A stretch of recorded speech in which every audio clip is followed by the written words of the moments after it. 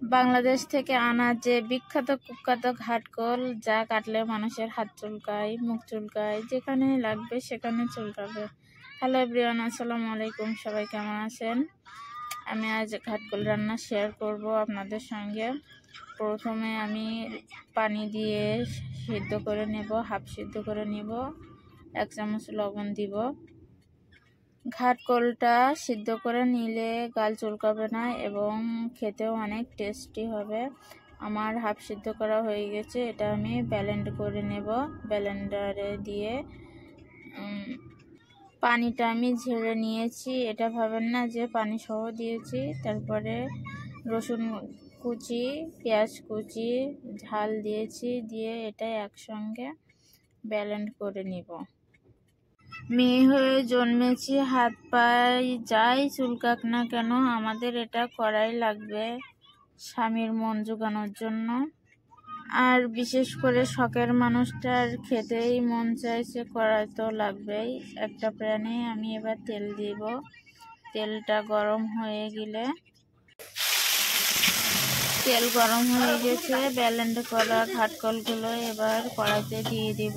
দিয়ে কিছুক্ষণ নাড়াচাড়া করতে থাকবো। জিরা বাটা দিব, আমার জিরা বাটা ছিল তাই জিরা বাটা দিব। আমি আর ব্লেন্ডারের ভেতরে দেইনি জিরা, আর একসঙ্গে দিলেই সমস্যা নেই। আমার জিরা আগে থেকে বাটা ছিল তাই দিয়েছি। লবণ দেব 1 চামচ স্বাদ পরিমাণে, হলুদ দেব যতটুকু পরিমাণ লাগবে, দিয়ে এবার নাড়াচাড়া করব যতক্ষণ না পানি না শুকাবে। নাড়তে থাকবো।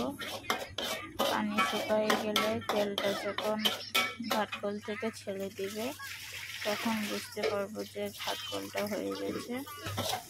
এভাবে নাড়তে থাকবো 10 থেকে 15 মিনিট, 15 মিনিট বা 20 মিনিট, যতক্ষণ না হবে নাড়তে থাকবো।